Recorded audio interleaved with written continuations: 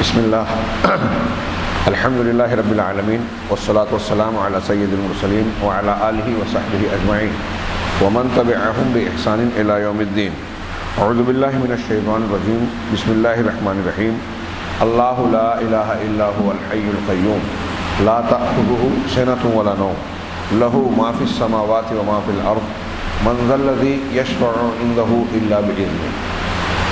حضرین گرامی، آیت الکرسی اور اس کے جتنے حصے اور جملے فقرات میں نے آپ حضرات کے سامنے حمد و صلات کے بعد تلاوت کیے، ان کی کچھ تفصیلات علامہ دکتور ربیع حفظہ اللہ نے پیش کی، اور ہم نے سمجھنے سمجھانے کے اعتبار سے اس میں مزید کچھ باتوں کو جوڑ کر پچھلے کئی دروس میں توحید کی اہمیت اور اس کی دلیلیں جانی۔ آگے شیخ نے ان بیانات کی روشنی میں مسلمانوں کے موجودہ حالات کا جائزہ لیا اور یہ بنیاد بیان کی کہ یہ توحید جو قرآن میں اتنے اہتمام کے ساتھ اللہ تعالیٰ نے اپنے رسول صلی اللہ علیہ وسلم کے ذریعے سے امت اور دنیا کے لوگوں تک پہنچائی، بیان کی، کھول کھول کر بتائی کہ یہی ہماری زندگی کا بنیادی مقصد ہے۔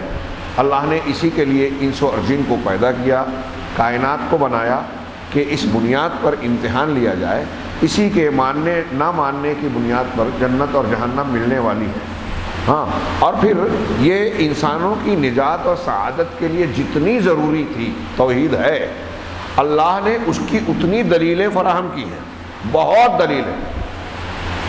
توحید کی دنیا میں جتنی دلیلیں ہیں، کائنات میں کسی اور چیز کو ثابت کرنے کے لیے اتنی دلیلیں نہیں ہیں، اور ہر سطح کی، ہر معیار کی ہے۔ ایک پڑھا لکھا انسان ہو، ایک جاہل آدمی ہو، ایک بہت مہذب انسان ہو، ایک تہذیب و ثقافت سے ناآشنا انسان ہو، امریکہ یورپ کے رہنے والے لوگ ہوں، افریقہ کے جنگلوں میں بسنے والے لوگ ہوں، سائنس لیبارٹری میں کام کرنے والا آدمی ہو، کھیتوں میں فیکٹریوں میں مزدوری اور حمالی کرنے والا آدمی ہو، اللہ نے جو شعور دیا ہے، اگر ایک آدمی پاگل نہیں ہے تو اسے اللہ تبارک و تعالیٰ کی توحید کے نشانات اپنے اندر، اپنے باہر، ارد گرد ہر طرف نظر آئیں، کیونکہ اللہ کا یہ بھی ایک قانون ہے کہ ایک انسان کو جس چیز کی جتنی ضرورت ہے، یا دنیا کے لوگوں کو جن چیزوں کی جتنی ضرورت ہے، آپ قدرت کا یہ قانون اور انتظام دیکھیے کہ انسانوں کو ہوا کی، پانی کی، غذا کی، دوا کی، جن جن چیزوں کی جتنی ضرورت ہے، اللہ تبارک و تعالیٰ نے، قدرت نے اتنی بلکہ اس سے زیادہ فراہم کی۔ وَآتَاكُم مِّن كُلِّ مَا سَأَلْتُمُوهُ، تم کو اللہ نے وہ ساری چیزیں دی جو تمہاری طلب تھی، جو تمہاری ضرورت تھی، جو جو ہم کو چاہیے اللہ نے وہ ساری چیزیں دی۔ وَإِن تَعُدُّوا نِعْمَتَ اللَّهِ لَا تُحْصُوهَا، اللہ کی نعمتوں کو گننا چاہو تو گن نہیں سکتے۔ اب کھانے پینے سے، کپڑے سے، ہوا سے زیادہ بڑی ضرورت ہماری ہدایت اور توحید کی تعلیم تھی، اس لیے اللہ تبارک و تعالیٰ نے اس تعلیم کو انتہائی واضح انداز میں پیش کیا۔ ہم نے آیت الکرسی کے جن جملوں کی کچھ تشریحات جانی، اس میں جان سکتے ہیں کہ توحید کتنی زبردست نعمت ہے اور کیسی بھرپور ایسی اللہ تبارک و تعالیٰ اس کی بیان کردہ تعلیم ہے جس سے آنکھ موندہ ہی نہیں جا سکتا۔ لیکن دوسری طرف یہ جو آج ہم پڑھنے جا رہے ہیں شیخ کے درس میں، نتیجے کے طور پر اور بہت غور سے ہم جائزہ لیں، شیخ نے عالم عرب اور عالم اسلام کی باتیں پیش کی ہیں، ہم اپنے گھر سے اور گھر کے اطراف میں بھی دیکھیں، اپنے ملک میں دیکھیں، اپنے گاؤں میں دیکھیں، مسلمانوں کی جو درگت ہے، بگڑی ہوئی حالت ہے، بدحالی ہے، ہر طرف سے مختلف قسم کی مصیبتیں، آفتیں ٹوٹی پڑی ہیں، کہ مصیبتیں اترتی ہیں تو مسلمان کا پتہ پوچھتی ہیں، اور مسلمان قرآن حدیث پڑھتا ہے علماء سے اور اللہ تبارک و تعالیٰ کے کلام سے، ان وعدوں کو جب سنتا ہے کہ اللہ کا وعدہ ہے مومنوں کی مدد کرے گا، مسلمان ہی سربلند رہیں گے۔ لیکن ہم یہ دیکھتے ہیں کہ مسلمان آج ہر جگہ شکست و ریخت، ٹوٹ پھوٹ سے دوچار ہیں، کاٹے جا رہے ہیں، مارے جا رہے ہیں، بے عزت کیے جا رہے ہیں، مختلف قسم کے الزامات میں گھیرے جا رہے ہیں۔ کون سی ایسی مصیبت ہے جو مسلمانوں پر نہیں ٹوٹ رہی ہے؟ عالم اسلام کے اگر حالات کو ہم نے سنجیدگی سے دیکھا نا اور ہمارے دل میں واقعی درد ہے مسلمانوں کے لیے، تو ہمارے منہ میں اپنے منہ میں ہم ایک لقمہ ڈالنا جو ہے وہ بڑا مشکل کام سمجھیں گے، لذت ختم ہو جائے گی، ہمیں نیند نہیں آئے گی۔ ہاں، مسلمان بچوں، بچیوں، مردوں، عورتوں کے جو حالات ہیں ملک دنیا کے مختلف خطوں میں، کہیں ہاں آج تو سوشل میڈیا اتنی زور میں ہے کہ بہت سارے مناظر اب آ جاتے ہیں، ایسے ایسے مناظر جو دیکھ نہیں جاتے، مرد تو مرد، خواتین کو زندہ جلایا جانا بعض جگہوں پر، یہ واقعات ہو رہے ہیں۔ افریقی ممالک کے کچھ مناظر آئے تھے کچھ دنوں، سال ڈیڑھ سال پہلے، ہاں، اور پھر شام میں کیسے کیسے بچے مٹی میں کھانے پینے کی چیزیں ڈھونڈ رہے ہیں، سردی کی شدت سے مر رہے ہیں، ہاں، بھوک پیاس سے تڑپ رہے ہیں، غذاؤں اور دواؤں کی عدم دستیابی کی بنیاد پر مر رہے ہیں۔ ایسے بار بار مناظر اور معاملات ہوتے ہیں۔ اب یہ وہاں کا معاملہ، ہمارے اپنے ہندوستان میں کبھی گجرات کا حادثہ ہوتا ہے، کبھی ہماری مسجد چھین لی جاتی ہے، اور دنیا کے مسائل پیدا ہوتے ہیں۔ ہمارے بڑی بڑی تنظیمیں، بڑے بڑے لیڈران اور پیشوا صرف اپنی تقریریں جھاڑتے نظر آ جاتے ہیں، بلکہ ان کے تعلق سے بھی بہت سارے سوالیہ نشان اٹھتے ہیں کہ کہیں انہوں نے سودے کر لیے، کہیں مسلمانوں کے مفادات کو بیچ کر اپنے ذاتی اور گروہی مفادات کو خرید لیا۔ ایسی بہت ساری خبریں، بے اعتباریاں، یہ ساری باتیں، آپس کے جھگڑے، مسئلے، بے روزگاری، پریشانی، ہاں، بے عزتی، پھر کہیں مسلمانوں کی ایک بہت بڑی تعداد ایسی ہے آج بھی جو بے گناہ ہے، بے قصور ہے اور جیلوں میں بند ہے۔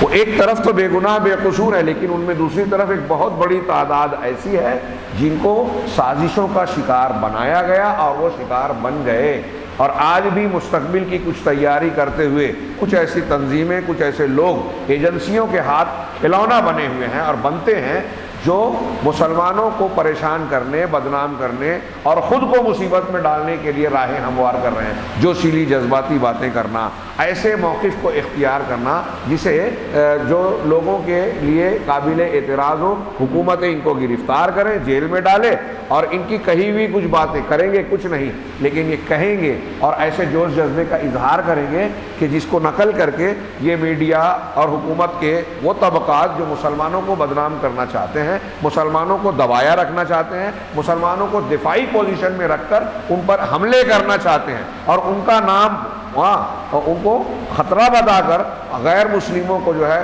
خوفزدہ کرنا چاہتے ہیں، اپنی حکومت، اپنے کام نکالنا چاہتے ہیں، ان کے لیے یہ میٹر فراہم کرتے ہیں، بڑوں کی سننے کے لیے تیار نہیں۔ اور یہ ساری یہ جو میں باتیں کہہ رہا ہوں، آپ کو لگ رہا ہوگا کہ کیا چھڑا ہوں، یہ واقعی بہت اہمیت کی بات ہے۔ یہ ساری مصیبتیں، مسائل اور پریشانیاں جو آج مسلمانوں کو گھیرے ہوئے ہیں، اس کی سب سے بڑی بنیادی وجہ، سب سے بڑی وجہ یہ شیخ جو کہہ رہے ہیں 100% صحیح ہے، اتفاق ہے۔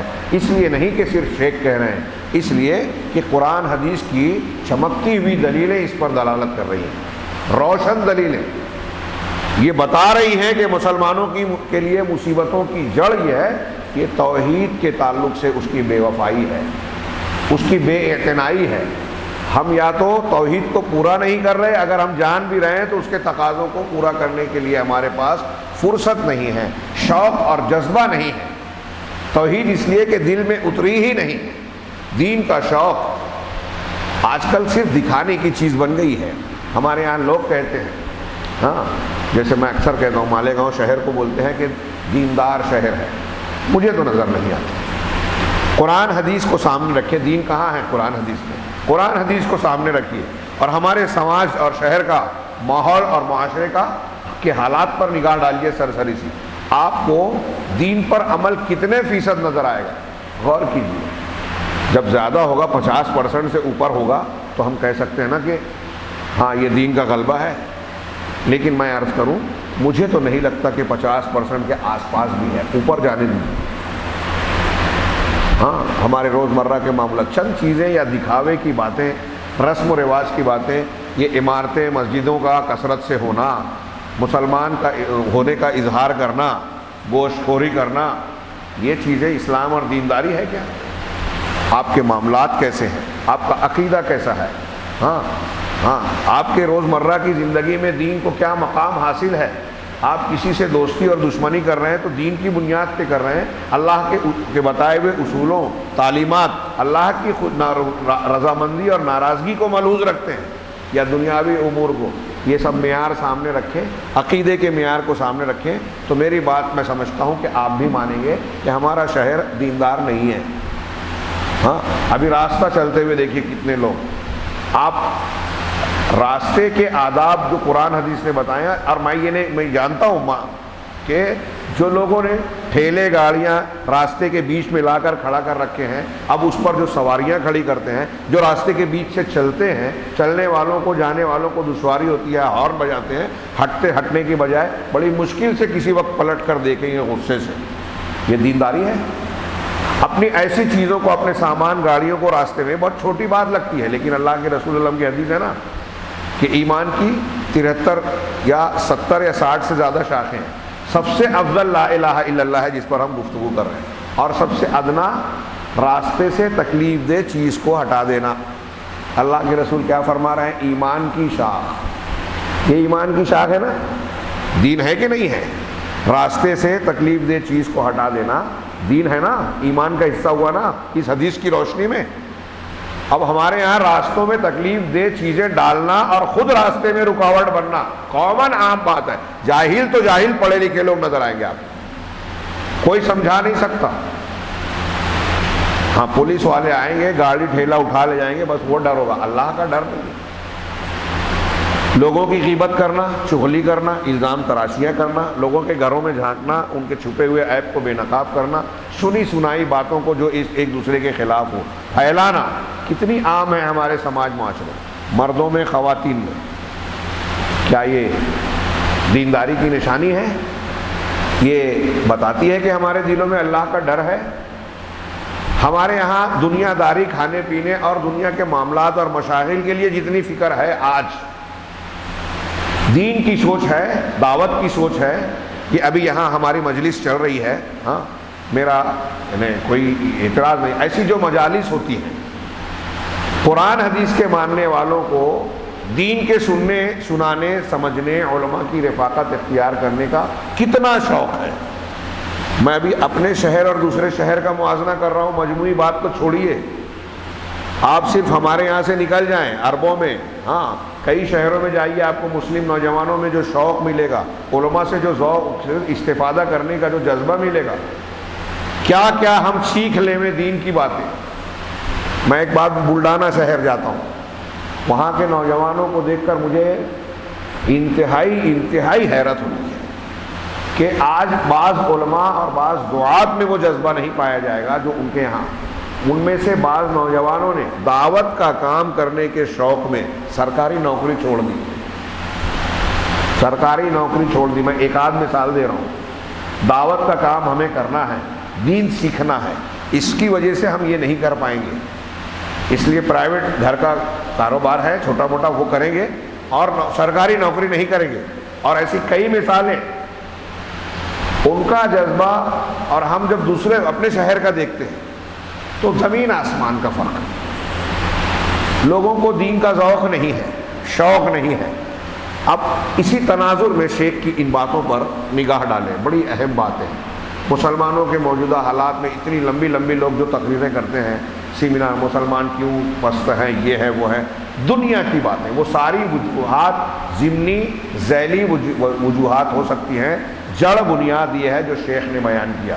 وہ کہتے ہیں کہ فیجب ان نہتم بالتوحید، ہم پر لازم ہے کہ ہم توحید کا اہتمام کریں، توجہ دیں، ہاں، اور اللہ کی قسم کھا کر انہوں نے کہا، بالکل درست کہا، اللہ کی قسم اس امت ما ضاعت ہذہ، یہ امت جو ضائع ہوئی ہے آج، ہاں کمزور اور ضائع ہوئی ہے، اور اس پر جو امت کے مختلف علاقوں میں اس امت کے دشمن تسلط حاصل کر رہے ہیں، چھائے ہوئے ہیں، یہود ہوں، نصارہ ہوں، مجوس ہوں، اور کمیونسٹ شیعیین کہا، جو کمیونزم کو ماننے والے، یہ ہو، اور ان کے علاوہ جو بھی پوری دنیا میں آج مسلمانوں پر دشمنان اسلام اور مسلمان جو غالب ہیں، ان کو مار کاٹ توڑ پھوڑ رہے ہیں، سازشوں کا نشانہ بتا رہے ہیں، تو کہہ رہے ہیں کہ یہ جتنے ہیں الا بعد ان ضیعوا التوحید، یہ جو مسلط ہوئے ہیں دشمن، یہ اس کے بعد ہی ہوئے ہیں کہ جب مسلمانوں نے توحید کو ضائع کر دیا، خراب کر دیا،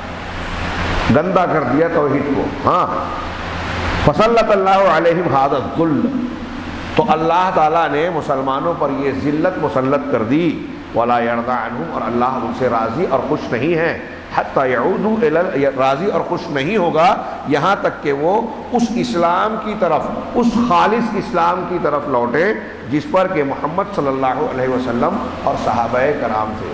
یہ انتہائی سادی سیدھی اور براہ راست اسٹریٹ بات جو شیخ کہہ رہے ہیں، صاف ستھری بات، لیکن میں پھر سے دہراؤں کہ امت محمدیہ کے طبقات اس سیدھی سادی بات کو ماننے کے لیے تیار ہی نہیں ہے، بلکہ سمجھنے کے لیے تیار ہے۔ مسلمان اسلام اور دنیا کی باتیں کریں گے، دعوت و تبلیغ کی بات کریں گے، ہم ایسے ہم ویسے، لیکن جب یہ سوال آپ اٹھائیں گے نا کہ کیا آپ کا اسلام، آپ کی دین، آپ کا دین، آپ کی دعوت وہی ہے جو محمد صلی اللہ علیہ وسلم کی اور صحابہ کی تھی خالص، تو اس سے کترا جائیں گے۔ یہ سب میں مت پڑھو، اس میں پڑھو۔ ہاں، نماز کی فضیلت ہے، نماز کے طریقے میں بات مت کرو۔ جب نماز کا طریقہ اللہ اور رسول کا بتایا ہوا آپ اختیار ہی نہیں کریں گے تو آپ کو فضیلت کہاں سے ملے گی؟ لیکن کہتے ہیں کہ اس مسائل مت دیکھو، فضائل دیکھو۔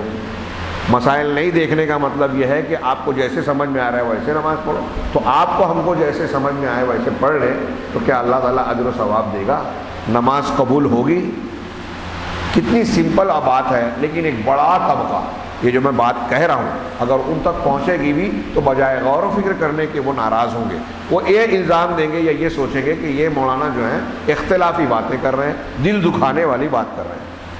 آپ دل دکھانے کو سمجھ رہے ہیں، یہ اللہ تبارک و تعالیٰ کی امانت ہے جو ہم پہنچانے کی کوشش کر رہے ہیں۔ اللہ تعالیٰ نے اپنے نبی صلی اللہ علیہ وسلم کو مکمل بہترین جامع نمونہ بنایا، صحابہ نے اس پر چل کے دکھایا، اور اس بنیاد کے ان کو جو ہے عزت اور دنیا پر حکومت اور نہ جانے کیا کیا نعمتیں ملی، دنیا میں بھی اور آخرت کی کامیابی کی ضمانت بھی ملی۔ وہی کامیابی کی بات ہم کر رہے ہیں نا۔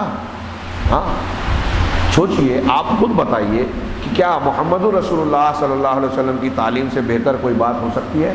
وہی کہہ رہے ہیں شیخ، اللہ کے رسول صلی اللہ علیہ وسلم کی یہ جو بات کہہ رہے ہیں اس کے بارے میں تائید میں بہت سی دلیلوں میں سے ایک حدیث کو بھی نقل کیا، جس کو امام ابو داؤد رحمہ اللہ نے اور بعض دوسرے محدثین نے نقل کیا ہے۔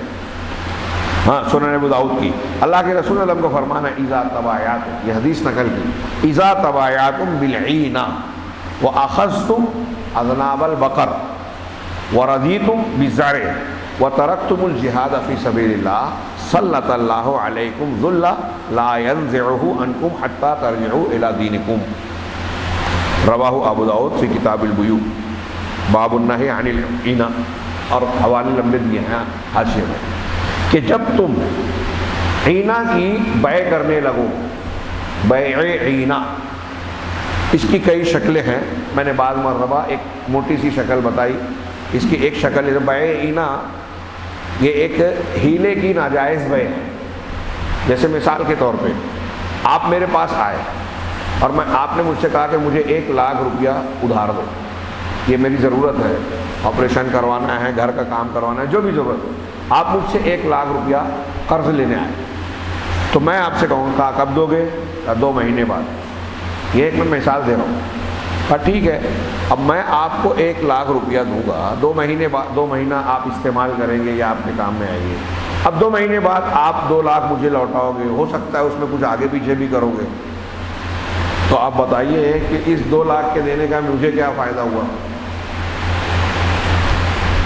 میں تو 2 لاکھ دے رہا ہوں، 2 لاکھ ہی ملے گا، ہو سکتا ہے اس میں بھی کچھ دیر ہو جائے، تو یہ 2 لاکھ 2 مہینہ میرے پاس جب رہے گا تو اس سے کام آئے گا، میں کچھ بڑھا سکتا ہوں، کاروبار میں لگا سکتا ہوں، وغیرہ وغیرہ۔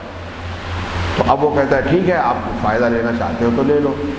تو میں یہ کہتا ہوں کہ اگر میں آپ کو 1 لاکھ دیتا ہوں اور یہ کہتا ہوں کہ 2 مہینے کے بعد 1,05,000 روپیہ واپس لوٹانا، یعنی 5,000 زیادہ، تو یہ سود ہو جائے گا۔ کیوں؟ اس لیے کہ میں پیسے پہ پیسہ لے رہا ہوں، سود ہو جائے گا، حرام اور ناجائز ہوگا۔ تو اب سود بھی نہ ہو، حرام بھی نہ ہو اور میرا فائدہ بھی ہو، تو اس کے لیے کیا کیا جائے؟ تو اس کی کئی شکلیں۔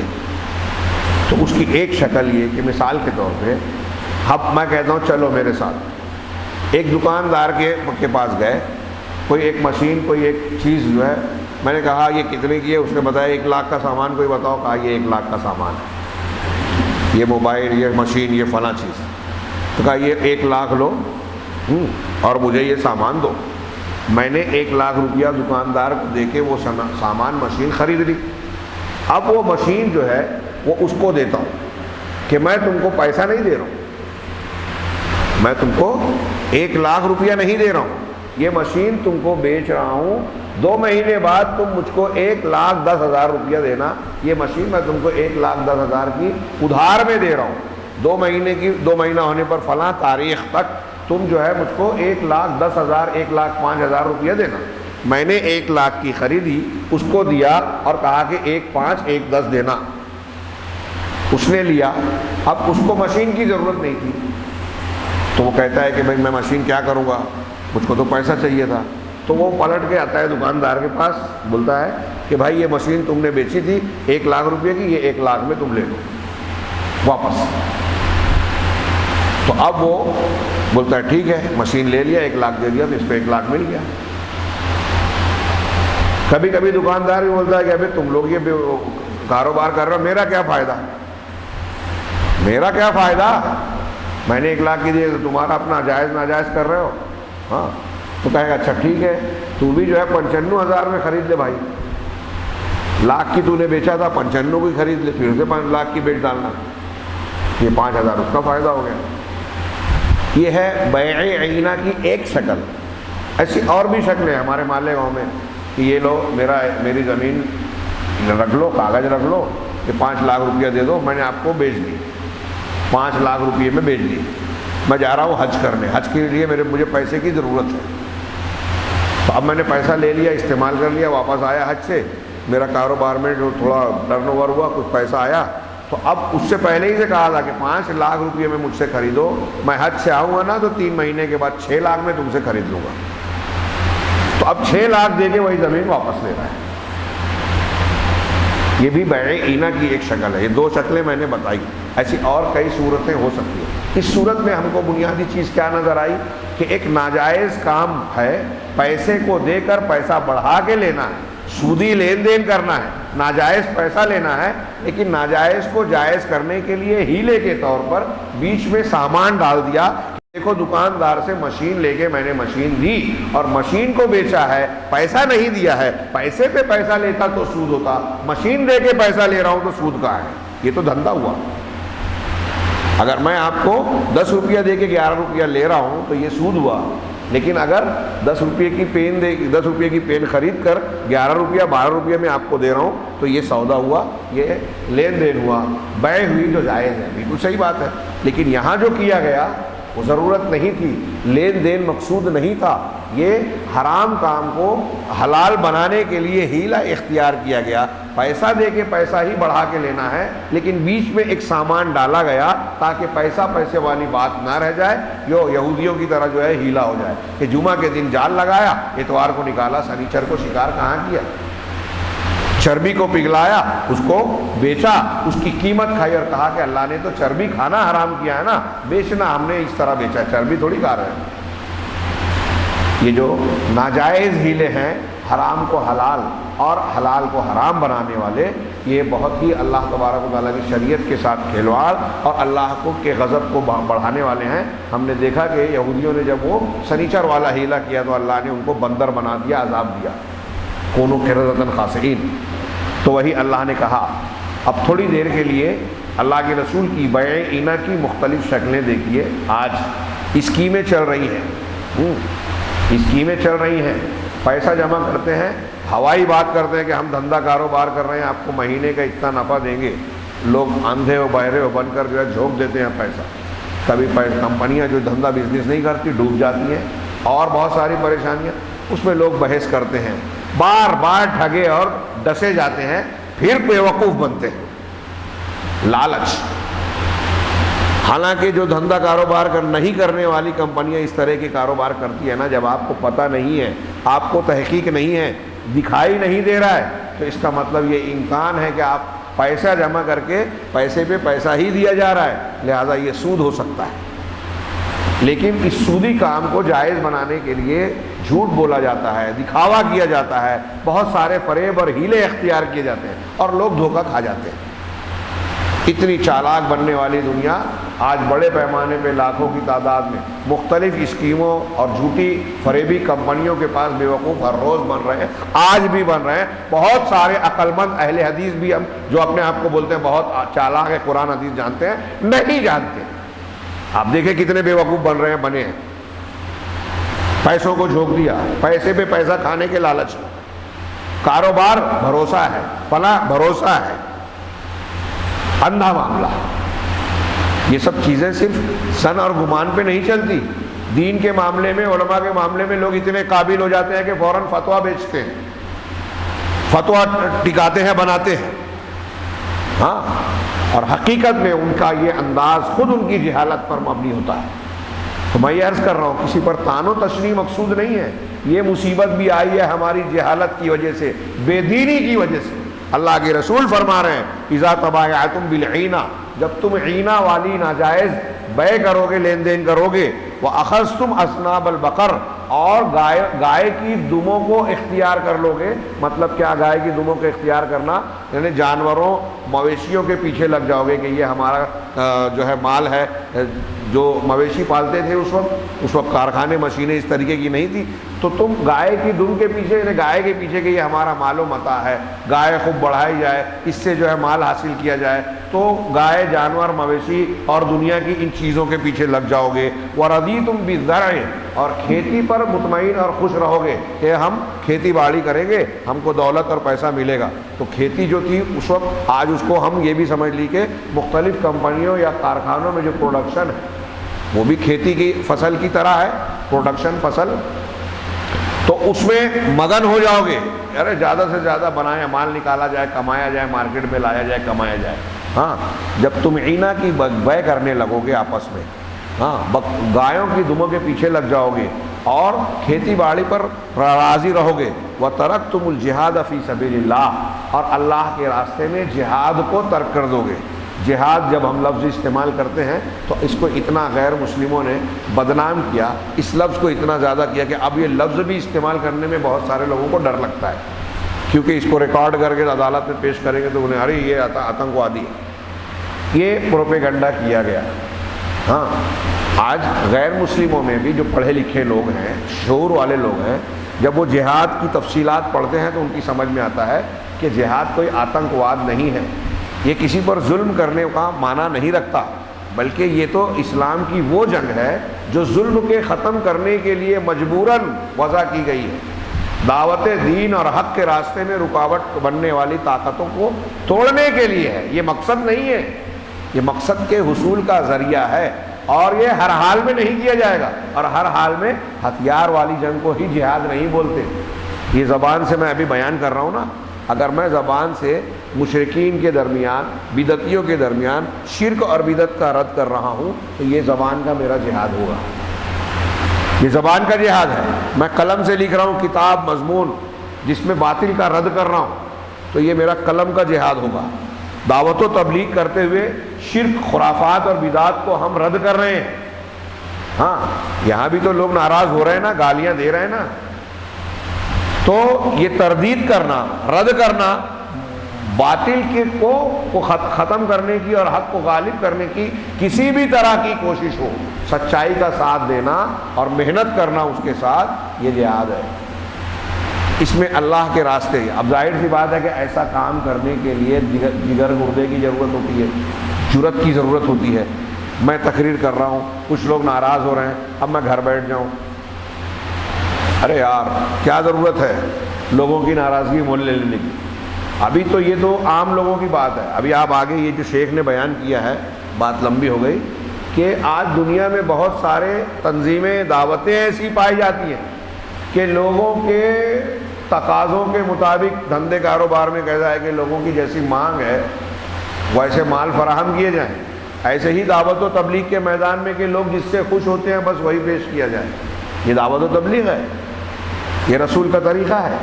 اگر اللہ کے رسول بھی یہ لحاظ کیے ہوتے کہ لوگ مجھ سے ناراض نہ ہو تو توحید پیش کر پاتے۔ مکہ والے آپ کو سب سے اچھا انسان مانتے تھے کہ نہیں مانتے تھے؟ اور تھے بھی آپ پوری کائنات کے سب سے اعلیٰ مکمل جامع شخصیت، اللہ کے سب سے مقرب بندے نبی کریم صلی اللہ علیہ وسلم۔ آپ کو صادق و امین کہتا تھا وہ سماج اور معاشرہ، لیکن جیسے ہی آپ نے توحید کی دعوت دی، قولوا لا الہ الا اللہ تفلحوا، سارا مکہ مخالف ہو گیا، دشمن ہو گیا۔ مطلب توحید، جھگڑا کیا تھا اللہ کے رسول صلی اللہ علیہ وسلم کا مکہ والوں سے؟ حق کا توحید، شرک کا رد، توحید کی تعلیم، یہی تو جھگڑا تھا نا۔ اور تمام انبیاء کا امتوں سے یہی جھگڑا تھا۔ امتوں کو اپنے نبیوں کے بارے میں یہ اعتراض نہیں تھا کہ ان کا کیریکٹر خراب ہے، انہوں نے فلاں آدمی کو نعوذ باللہ دھوکہ دے دیا، یا یہ جھوٹ بولتے ہیں، یا یہ اچھے انسان نہیں ہیں۔ ایسا کسی کے الزام نہیں ہے، لگا سکتا بھی نہیں، کیونکہ نبی کا کردار اتنا بہترین اعلیٰ مکمل ہوتا کہ قوم کے مخالفین بھی کہتے کہ یہ انسان بڑا اچھا ہے۔ آپ پڑھیے قرآن میں قوم صالح علیہ السلام کہ آپ سے ہم کو بڑی امید تھی، آپ ایسے نوجوان تھے کہ اس سے ہم کو بڑی امید تھی کہ مستقبل میں قوم کا نام روشن کریں گے، ہمارے کام آئیں گے، وغیرہ وغیرہ۔ اللہ کے نبی صلی اللہ علیہ وسلم کا معاملہ ہمارے سامنے کھلی کتاب ہے سیرت کا۔ ہاں، اب اللہ کے رسول صلی اللہ علیہ وسلم نے جب توحید پیش کی تو معاملہ کیا بنا؟ میں کہنا یہ چاہتا ہوں کہ جب آپ حق کی دعوت دو گے، غلط کو غلط کہو گے تو بہت سے لوگ ناراض ہوں گے۔ یہی ہمارا رات کا امتحان ہوتا ہے۔ ایک بہت بڑا طبقہ سماج اور قوم کا ایسا ہوتا ہے کہ کون پھٹے میں پڑے، کون جھنجھٹ میں پڑے، کون اختلاف میں پڑے۔ اب اللہ کے دین کو بھی پیش کرنے میں ہم اپنے آپ کو بچانے کی کوشش کرتے ہیں۔ یہی ہے جہاد کو ترک کر دینا۔ آج میں جو دیکھ رہا ہوں ہمارے سماج میں، اگر غلطی ہے، غلط کر رہے ہیں، ہم سمجھ رہے ہیں، دیکھ رہے ہیں، تو ہم غلط کو غلط نہیں کہتے۔ ہاں، ہم اس سے بھی تعلق رکھیں گے۔ اس سے اگر اس کو غلط کہیں گے تو ناراض ہو جائیں گے سیٹھ صاحب، ناراض ہو جائیں گے بڑے آدمی، ناراض ہو جائیں گے فلاں آدمی، اور وہ ناراض ہو جائیں گے تو ذرا ہمارا حقہ پانی بند ہو جائے گا، نوکری خطرے میں پڑ جائے گی، چلنا پھرنا دشوار۔ کامن بات ہے یہ، کامن عام بات۔ اور یہ جو میں کہہ رہا ہوں، یہ سننے سمجھنے کے باوجود لوگ کہیں گے مولانا بے وقوف ہے، عقل نہیں ہے۔ آج کل دنیا میں کاروبار یہ چلتا نہیں ہے اس کے بغیر۔ تو جو کاروبار چلتا ہے نا، ایسے ہی چلتا ہے۔ مسلمان جس طرح مارے جا رہے ہیں، کاٹے جا رہے ہیں، ظالموں کو مسلط کیا جا رہا ہے، بے گناہ ہوتے ہوئے گرفتار کیے جا رہے ہیں، مختلف قسم کی پریشانیاں، بیماریاں، گھروں میں مصیبتیں آ رہی ہیں، ایسے ہی آتی رہیں گی۔ جب آپ اللہ کے دین کے لیے آپ کے پاس ٹائم نہیں ہے، کسی سے آپ اللہ کے لیے دوستی اور دشمنی نہیں کر سکتے، تو اللہ کیوں اپنی رحمت آپ پر نازل کرے؟ کیوں دشمنوں سے آپ کو بچائے؟ آپ اور ہم اس کے مستحق بنتے ہیں کیا؟ یہ تعلیم توحید سے نکلتی ہے کہ ہم جب توحید کی قیمت کو جانیں گے تو اس کے لیے اپنی جان کی بازی لگانے کے لیے تیار ہوں گے، لیکن اس کے لیے تو ہم لوگوں کی بدنامی بھی سہنے کو تیار نہیں ہے، تو جان کی بازی لگانا تو دور کی بات ہے۔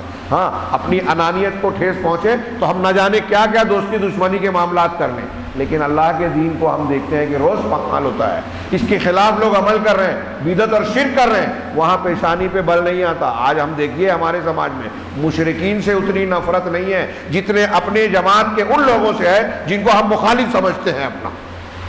ان کے لیے غیبت چغلی کا جو وقت ہے، ان کے ٹول لگانے اور عیب کو ڈھونڈنے کے لیے جو ٹائم ہے، بے دینی کے ان کاموں کو دینداری کے نام پر سارے غلط کام کریں گے، لیکن جب بات کریں گے تو کہیں گے کہ میں نے اس لیے کیا کہ انہوں نے یہ کام دین کے خلاف کیا تھا۔ واہ، ایک کام ان کا دین کے خلاف بتا کر سارے اپنے گناہوں کو یہ بتائیں گے کہ ہم اللہ کے لیے لڑ رہے ہیں۔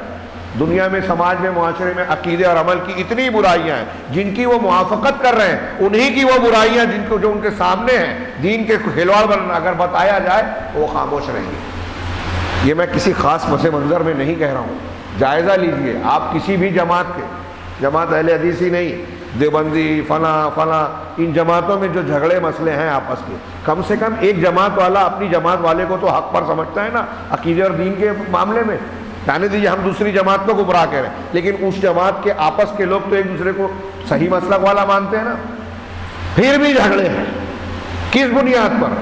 اور آپس کے جھگڑے میں جتنی کوشش ہو رہی ہے، آج تو ہمارے ہاں قتل ہو جا رہے ہیں چھوٹی چھوٹی باتوں پر۔ آپ سوچئے ایک آدمی کو قتل کر دے رہا ہے لین دین کے معاملے پہ، کاروباری جھگڑے میں۔ ہمارے ہاں کوئی دین کے معاملے میں قتل ہوتا ہے، چھوٹے چھوٹے معاملے میں میاں بیوی میں طلاق ہو جاتا ہے ہمارے ہاں۔ آج آپ ہم کوئی خبر ایسی سنتے ہیں کہ دین کی وجہ سے کسی نے طلاق لیا ہو، کہ ایک بیوی نے اپنے شوہر سے اس لیے خلا مانگا ہو کہ اس کا شوہر نماز نہیں پڑھتا، اس کا شوہر شرک کرتا ہے، یا ایک شوہر نے اپنی بیوی کو اس لیے طلاق دیا ہو کہ وہ میرے آنکھوں سے جان بچا کر پھونک جھاڑ گھنٹا تعویذ جادو ٹونا کرتی ہے، مزاروں پہ جاتی ہے، بدعت خرافات کرتی ہے۔ دین کے ان معاملات میں ہماری غیرت مر چکی ہے۔ جہاں ہماری غیرت جوش میں آ کے طلاق دے دینا چاہیے وہاں سوچتے بھی نہیں، اور اگر انا کا معاملہ ہے کہ مجھ کو پلٹ کے جواب دے دیا، کھانا بگاڑ دیا، تو اس کے لیے ہم طلاق تک دینے کے لیے تیار ہیں۔ معاف نہیں کریں گے اگر ہم کو ٹھیس پہنچائی۔ اللہ اور رسول کے دین کی مخالفت کرو، ہم کو کیا ہے، ہم اپنا کام کر رہے ہیں نا، ہماری جنت ٹھیک ٹھاک ہے، ریزرویشن ہے جنت کا، یہ غلط فہمی نکال کر پھینک دے۔ تو میں وہی کہہ رہا ہوں، اللہ کے رسول صلی اللہ علیہ وسلم کی اس حدیث سے دلیل دے رہے ہیں شیخ ربیع کہ جب تم ایسے بن جاؤ گے اور اللہ کے راستے میں محنت، جہاد، کوشش، قربانی، یہ میں جہاد کے مفہوم کو سمیٹ کر اکٹھا کئی لفظ استعمال کر رہا ہوں کہ یہ اس کے مختلف پہلو اور شکلیں ظاہر ہوتی ہیں۔ جب تم اللہ کے راستے میں جہاد کو ترک کر دو گے، سلط اللہ علیکم ذلا، تو اللہ تم پر ذلت کو مسلط کر دے گا، ولا لا ينزعه عنكم حتى ترجعوا الى دينكم، اس ذلت کو تم سے نہیں نکالے گا، اس ذلت کو تم سے نہیں ہٹائے گا یہاں تک کہ تم اپنے دین کی طرف لوٹ آؤ۔ اور دین کیا ہے؟ یہ توحید ہے۔ اگر ہم توحید کو سمجھیں گے تو جو اللہ کا حق ہے وہ کسی کو نہیں دیں گے، توحید کو سمجھیں گے تو اللہ نے رسول کا جو حق دیا ہے اس حق کو کسی غیر رسول کو نہیں دیں گے۔ اور آج سارے جھگڑے یہی ہیں۔ اب یہ بنیاد بیان کرنے کے بعد شیخ نے کچھ لمبی باتیں کی ہیں، کچھ باتیں ضمناً طویل ہو گئی۔ ہاں، میں ایک پیراگراف تھوڑا سا تاکہ آپ کو اگلی گفتگو کا اندازہ لگے، کل کے درس میں ہم بات کو مکمل کریں گے انشاءاللہ۔ ہونا کا دعوات الان، شیخ کہہ رہے ہیں کہ آج کئی دعوتیں ہیں دنیا کے اندر۔ آج دنیا میں مسلمانوں کے نام کی، اسلام کے نام کی بہت سی دعوتیں ہیں، لیکن لا تدعو الی التوحید، لیکن یہ دعوتیں جو ہیں، ہاں آپ بہت سی جماعت دیکھیں جی کہ تبلیغی جماعت ہمارے یہاں بہت کام کر رہی ہے، جماعت اسلامی بہت شور مچاتی ہے، اخبارات میں آتا ہے، ہاں فلاں جماعت، ڈھما جماعت، عالمی سطح پہ اخوانی ہے، حماس ہے، یہ جو جن کا نام انہوں نے لیا، اور ایسے آپ کو مختلف ملکوں اور مختلف علاقوں میں الگ الگ ناموں کی الگ الگ جماعتیں، تنظیمیں، دعوتیں نظر آئے گی جو ڈھنڈورا پیٹتی ہے، اخبارات میں، رسائل میں اور مختلف خبروں میں یہ بیان کیا جاتا ہے یہ دین کا کام کر رہے ہیں، دعوت و تبلیغ کر رہے ہیں۔ تو وہ شیخ کر رہے ہیں دنیا میں آج دعوتیں بہت ہیں۔ ابھی شیخ کی بات کو آگے پڑھانے سے پہلے ایک سوال کہ جتنا ہمارے یہاں رپورٹیں آتی ہیں اخبار میں کہ فلاں جماعت نے یہ کیا، فلاں نے وہ کیا، فلاں نے ایسی کانفرنس کی، فلاں نے ویسا پروگرام کیا، سیمینار کروایا، کتابیں چھپوائی، اور لوگوں کا جو ہے کیا مسجدوں میں بلا کر لوگوں کے ساتھ ملتقى متعین کیا، لقاء جس میں اکٹھا ہوئے، ذکر و اذکار کیا، اور پھر اپنے اپنے طریقے سے وہاں جماعت اسلامی والے احتسابی بھی مجلس منعقد کر رہے ہیں، تبلیغی جماعت والے جوڑ کر رہے ہیں، اہل حدیث جماعت والے فلاں اور فلاں، سب اخبار میں، مضمون میں، کتاب میں، رپورٹ میں یہ بیان کر رہے ہیں ہم نے یہ کیا، ہم نے وہ کیا۔ جو کچھ چھپ رہا ہے، جو دعوے کیے جاتے ہیں، ہاں سینہ چوڑا کر کے اپنے سر پہ تاج رکھا جاتا ہے کہ ہم نے یہ کیا، ہماری تاریخ یہ ہے، ان کو اگر مان لیا جائے، میں کسی پہ طنز نہیں کر رہا ہوں، ایک سوال غور کرنے کی بات سنجیدگی سے، کہ جتنی باتیں بیان کی جاتی ہے کہ مسلمان لوگ یا مختلف جماعتیں اتنے کام کر رہی ہیں، اگر وہ صحیح مان لیا جائے، جتنا بیان کیا جا رہا ہے اس کا 50% آدھا کر لو، اگر 50% بھی صحیح ہو، 50 سے بھی کچھ کم کر لو، 30%، تو 30% بھی دعوت و تبلیغ کے عمل کا نتیجہ ہم کو سماج، معاشرے، قوم، ملت میں نظر آتا ہے کیا؟ گھروں کی اصلاح ہو رہی ہے کیا؟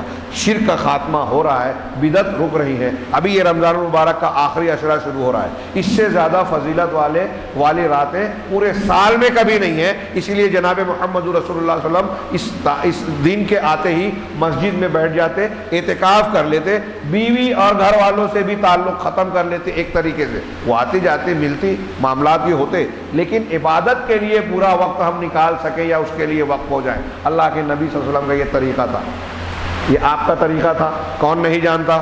لیکن ہمارا آج سے رویہ دیکھیے۔ رمضان المبارک میں پہلی تراویح میں مسجد میں جگہ نہیں تھی، اور آخری عشرے کی تراویح میں دیکھیے مسجد میں جگہ ہی جگہ ہے۔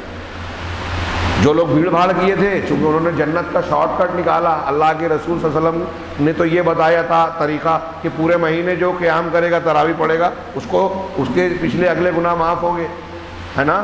لیکن ہم نے اللہ کے رسول صلی اللہ علیہ وسلم سے زیادہ معلومات حاصل کر لی کہ 3 دن کی شبینہ، 1 دن کی شبینہ میں پورا قرآن ختم کر کے کون پورا مہینہ سر کھپائے گا؟ 3 دن میں، 4 دن میں، اور پھر اگر موقع ملا تو یہ 21ویں شب تک، کوئی 23ویں شب تک قرآن ختم کر لیا، پورے مہینے والا ثواب سمیٹ لیا۔ اب ہم کو مارکیٹ میں جا کے عید کی تیاری کرنی ہے، کسی کو بیچنا ہے، کسی کو خریدنا ہے، کسی کو نظارہ دیکھنا ہے کہ بڑی رونق رہتی ہے۔ دنیا کمانے کا سیزن ہے، مارکیٹنگ کا سیزن ہے۔ اللہ تبارک و تعالیٰ نے رمضان کو، اور خاص طور سے رمضان کے آخری عشرے کو، آخرت کمانے بنانے کا سیزن بنایا تھا، جہنم سے آزادی حاصل کرنے کا، پروانہ حاصل کرنے کا موقع دیا تھا کہ ہر رات میں اللہ تعالیٰ بہت سارے لوگوں کو جہنم سے آزادی دیتا ہے۔ اس کی بجائے آپ کو آخری عشرے میں سناٹا نظر آئے گا۔ صحابہ کے معاشرے میں آخری عشرے میں محنت، عمل، اللہ کے رسول جب آخری عشرہ آتا، طاق راتیں آتی تو اپنے اہل و عیال کو جگاتے، اور راتوں کو جاگتے، اہل و عیال کو جگاتے، اور عبادت الہی میں کمر کس لیتے۔ یہ اللہ کے رسول اللہ کا طریقہ حدیثوں میں بیان کیا گیا ہے۔ ہمارا کام الٹا ہے، سارے معاملات الٹے۔ تو میں یہی کہنا چاہتا ہوں دراصل کہ یہ جائزہ لیجیے آپ، کیوں؟ اس کی ساری باتوں کی جو جڑ بنیاد آئیں گے نا، شیخ نے جو بیان کیا کہ دنیا میں آج دعوتیں بہت ہیں، یعنی لوگ دین کا کام کرنے کا بڑا مظاہرہ کر رہے ہیں الگ الگ جھنڈے اور پرچم اور پلیٹ فارم کے تحت میں، لیکن لا تدعو الی التوحید، یہ جتنی دعوتیں ہیں، میں ایک کو ہٹاؤں گا، مستثنی کروں گا، اور شیخ نے بھی مستثنی کیا ہے۔ سلفیوں اور اہل الحدیث کے علاوہ روئے زمین پر کتنی بھی جماعتیں آپ کو ملے گی، کسی کو برا لگے، لیکن یہ ایک زندہ حقیقت ہے، چیختی چلاتی حقیقت ہے، یہ سچائی ہے کہ یہ جتنی بھی دعوتیں ہیں، ان کی دعوت میں توحید کو مرکزی حیثیت حاصل نہیں ہے، یہ توحید کی طرف دعوت نہیں دیتی۔ کوئی عنوان بیان کرتا ہے، ہم کو اٹریکشن لگتا ہے، ارے ہاں واقعی امریکہ یورپ کی مخالفت میں بات کر رہے ہیں، ہم خوش ہو گئے۔ دعوت کی بنیاد کہاں سے کھڑی ہونی چاہیے؟ جہاں سے انبیاء کرام کی دعوت کی بنیاد کھڑی ہوتی تھی۔ تو کہا کہ دعوتیں بہت سی ہیں، لیکن توحید کی طرف یہ دعوت نہیں ہے۔ اب اللہ کے رسول صلی اللہ علیہ وسلم یہ کہہ رہے ہیں کہ آیت الکرسی جس کا درس دیا، کچھ حصوں کو واضح کیا، یہ سب سے افضل اور عظیم قرآن کی آیت ہے۔ تو قرآن کی عظیم آیت اس لیے ہے کہ یہ اللہ کی توحید، اس کی عظمت، اس کے اسماء و صفات، اس کی ربوبیت اور الوہیت کو ثابت کر رہی ہیں، بیان کر رہی ہیں، اور آپ کی دعوت اسی سے خالی ہے، جو قرآن کے سب سے عظیم سبق ہے، بنیاد ہے۔ آپ اس عظمت والے درس کو ہی چھوڑ رہے ہیں۔ آیت الکرسی کی فضیلت بیان کرتے ہیں، لیکن آیت الکرسی کی فضیلت کیوں ہے اس کو چھوڑ دیتے ہیں۔ کتنی بڑی بے وقوفی کی بات ہے نا، کھلی بات ہے کہ آپ فضائل میں یہ تو بتاتے ہیں کہ نہیں آیت الکرسی پڑھنا چاہیے، شیطان بھاگے گا، چوری نہیں ہوگی، اور یہ نماز کے بعد پڑھنے سے ڈائریکٹ جنت میں جائے گا آدمی مرنے کے بعد۔ فضیلتیں ہیں، لیکن کیوں ہے آیت الکرسی کی یہ فضیلت، کیوں یہ عظمت والی ہے؟ وہ نہیں جانیں گے تو آپ کو وہ عظمت ملے گی؟ اس میں جو بیان کیا گیا ہے، آپ اس کے خلاف زندگی گزار رہے ہو، عقیدہ اور عمل اختیار کیے ہوئے ہو، تو سوچئے کہ دعوتیں بہت سی ہیں۔ پھر سے جملہ دیکھیے کہ شیخ کہہ رہے ہیں کہ دنیا میں دعوتیں بہت ہیں، لیکن توحید کی طرف یہ دعوتیں لوگوں کو نہیں بلا رہی ہیں، یہ دعوتیں کام نہیں کر رہی ہیں۔ اب کہہ رہے ہیں کہ کل حزب لہو مبدأ، جتنی بھی جماعتیں کام کرنے والی آپ کو دکھیں گی، سب کے اپنے اصول دستور الگ ہیں۔ نبی کے دستور اصول طریقے سے ہٹ کر سب کے دستور اصول الگ ہیں۔ لہو منہج غیر منہج اللہ و غیر منہج الانبیاء، بہت بڑی بات کی ہے شیخ نے۔ یہ دو جملہ اگر آج ہم سمجھ لیں، یہ دو لائن ان کی، کہ آج بہت ساری جماعتیں کام کر رہی ہیں، لیکن ان جماعتوں کا کام اللہ کے نبی اور قرآن کی دعوت کے مطابق توحید کی طرف دعوت دینا بنیاد نہیں ہے۔ ان کا اپنا اصول، ضابطہ اور طریقہ ہے، اپنے ترجیحات ہیں، ان کا منہج یعنی طریقہ، ان کا منہج اللہ کا بیان کیا ہوا بتایا ہوا منہج نہیں ہے، انبیاء کا اختیار کیا ہوا بتایا ہوا منہج نہیں ہے۔ یہ ایک جملہ دماغ میں گھسائیے اور جائزہ لیجئے، کتنی محنت ہو رہی ہے دعوت و تبلیغ میں، فلاں جمعیتیں ہیں، کانفرنس ہوتی ہے، لاکھوں کی بھیڑ، کروڑوں کا خرچہ، اور پھر اس پر فخر و مباحات، لیکن یہ سارے کام، اور پھر کریا بستی مسجد گھر جو کام ہو رہا ہے وہ الگ، لیکن سارا کام جو ہو رہا ہے وہ منہج نبوی اور اللہ کے بتائے ہوئے طریقے سے ہٹ کر ہو رہا ہے۔ بہت بڑی بات ہے، انبیاء کے طریقے سے ہٹ کر ہو رہا ہے۔ یدعو الیہ مخالفا فی ذالک، اب جو لوگ دعوت کا کام کر رہے ہیں، یہ فلاں جماعت، وہ فلاں تبلیغ، وہ فلاں کام، یہ لوگ کہہ رہے ہیں، یہ دعوت دے رہے ہیں اللہ کی کتاب اور رسول صلی اللہ علیہ وسلم کی سنت کی مخالفت کرتے ہوئے دعوت دے رہے ہیں۔ اللہ کی کتاب اور رسول اللہ صلی اللہ علیہ وسلم کی مخالفت کرتے ہوئے، جھوٹی حدیثوں کا سہارا لے کر، غلط طریقہ اختیار کر کے، توحید کا راستہ چھوڑ کر، نبی کا منہج چھوڑ کر، صحابہ کا منہج چھوڑ کر یہ دعوت دے رہے ہیں۔ مخالفا بذالک منہج الانبیاء، اس طریقے سے وہ تمام انبیاء علیہم السلام کے منہج کے خلاف دعوت دے رہے ہیں۔ یہ ایک جملہ غور کیجئے کہ جب نبیوں کے منہج کے خلاف آپ دعوت دو گے تو آپ کی دعوت کی برکت اور طاقت کیا رہے گی۔ نوح علیہ السلام، یہ دو لائن، نوح علیہ السلام 950 سال دعوت دیتے ہیں، کس کی طرف؟ توحید کی طرف۔ اور آج اگر سلفی اہل حدیث دعوت دینے لگتا ہے توحید کی طرف، تو یہ جو مختلف دعوتیں، دیکھو یہ اختلاف پیدا کر رہے ہیں، دیکھو یہ ایسا کر رہے ہیں، عجیب بات ہے۔ آپ نوح علیہ السلام نے جو 950 سال توحید کی دعوت دی، شرک کا رد کیا، تو یہی کہو گے کہ اختلاف پیدا کر رہے تھے، غیر ضروری بات کر رہے تھے پیغمبر، نعوذ باللہ۔ وہ بھی دن رات وہی دعوت دے رہے ہیں، دعوت تو قومی لیلا و نہارا، رات دن دعوت دے رہے ہیں، صبح و شام کھلے چھپ کر سب طریقے سے، کس کی دعوت دے رہے ہیں؟ توحید کی۔ 950 سال چھوٹی مدت ہے، میں اکثر کہتا ہوں 9.5 مہینہ ہم نہیں دیتے، 9.5 سال نہیں، حضرت نوح علیہ السلام کی توحید کی دعوت 950 سال، 50 کم 1000۔ یقولون علی السلفیین، یہ سلفیوں سے کہتے ہیں، سلفیوں سے جو لوگ حضرت نوح علیہ السلام 950 سال، شیخ کا جملہ ہے، اب یہ نقل کر کے کہہ رہے ہیں کہ وہ سلفیوں سے کہتے ہیں، یعنی اہل حدیث لوگ سے یہ لوگ کہتے ہیں، یہ دعوت دینے والے، کہ انتم تحاربون اہل القبور ونحن نحارب اہل القصور، کہ تم لوگ قبر والوں سے، قبر پجوں سے لڑتے ہو اور ہم محل والوں سے لڑتے ہیں۔ قصور مانے محل۔ یہ جو دعوت کا کام کر رہے ہیں نا، حماس، اخوان المسلمین، جماعت اسلامی، فلاں، یہ ان کی طرف اشارہ ہے۔ وہ اہل حدیثوں سے کہتے ہیں کہ تم قبر والوں سے لڑ رہے ہو اور ہم محل والوں سے لڑ رہے ہیں۔ محل والے مطلب حکمرانوں سے، اور بڑے بڑے لوگوں سے ہم لڑ رہے ہیں، ہمارا جھگڑا جو ہے وہ حکومتوں سے ہے۔ حارب الاوثان افانت دعوتک اعظم من دعوت الانبیاء۔ تو کہہ رہے ہیں کہ ہم تو جو ہے محل والوں سے لڑ رہے ہیں۔ اب یہ سلفی جو ہے یہ بتوں سے لڑ رہے ہیں، تو بتوں سے لڑ رہے ہیں، مردوں سے لڑ رہے ہیں سلفی، اور یہ زندوں سے لڑ رہے ہیں اور بادشاہوں سے لڑ رہے ہیں، یہ کر رہے ہیں، دعویٰ کر رہے ہیں۔ تو کہہ رہے ہیں کہ کیا تمہاری یہ دعوت جو ہے یہ انبیاء کی دعوت ہے، انبیاء کے طریقے پر ہے؟ ظاہر سی باتیں نہیں ہیں۔ لہذا ما ینصرون، یہی وجہ ہے کہ جب ہماری مسلمانوں کی اکثریت کی دعوت، ترجیح، دین، توحید کی بنیاد پر نہیں کھڑے ہیں یہ ساری چیزیں، تو اللہ تبارک تعالیٰ نے لہذا ما ینصرون، اللہ کی طرف سے ان کی مدد نہیں کی جا رہی ہے۔ بات ادھوری ہے، جملہ ادھورا ہے۔ ہاں کل کے درس میں ہم ان کی بات کو پورا کریں گے۔ آج ہمارے موجودہ حالات میں انہوں نے ضمناً ذکر بھی کیا ہے کہ افغانستان، عراق، شام وغیرہ کے حالات کا ذکر کیا ہے، مصر کے حالات کا ذکر کیا ہے، کل ہم اس کو جانیں گے۔ اور ایک چیز یہ پڑھتے پڑھتے مجھے واقعی محسوس ہوا کہ بعض پہلو پر ہم غور نہیں کرتے۔ افغانستان میں روس تھا، انہوں نے ذکر کیا ہے آگے، افغانستان میں روس تھا۔ ہاں پورے دنیا کے مسلمانوں نے مل کر افغان مجاہدین کی مدد کی۔ سعودی عرب اور عالم عرب کے بہت سارے علماء مجاہدین جا کر محاذ پر جنگ لڑتے تھے، لڑے۔ بوسنیا میں گئے مسلمان پوری دنیا کے، لڑے۔ اب مقابلہ کیا، روس وہاں سے نکل گیا۔